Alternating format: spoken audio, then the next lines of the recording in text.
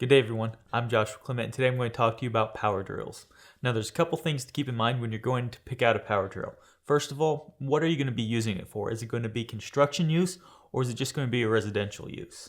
Now these are the main three drills. You have a hammer drill, a regular drill, and an impact driver. Now these are all battery powered, but they come with a cord so you can plug it into a wall as well. I like the battery power because that way I can take it anywhere when I'm on the job. Here we have a regular or standard drill. Most commonly this is used in your residential and commercial, so it's a versatile drill. You can use it in both places. If you do want to use it in commercial use, you want to make sure that you get a very high voltage or one that has a lot of power because you're going to be using it a lot and have to torque a lot of stuff down. For your residential use, you don't have to go with a high voltage because you're not doing a lot of tough stuff trying to get that torqued in there just right. With the regular or standard drill, you have a reverse and a forward located on the side.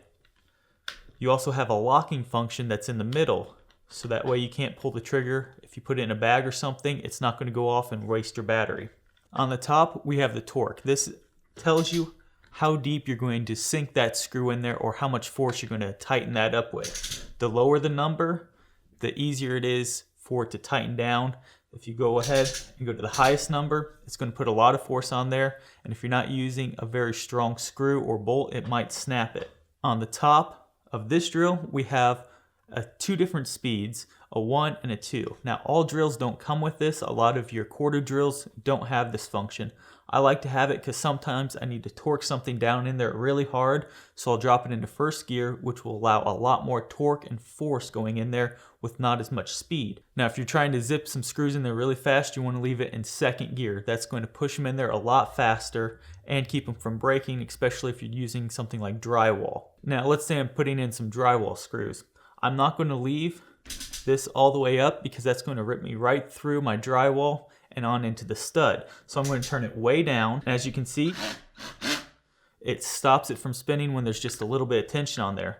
Now if you're going into metal, you want to throw it in the highest gear and make sure that you're in number 2. That way you're going to blow right through that metal without burning out the tip of your bit.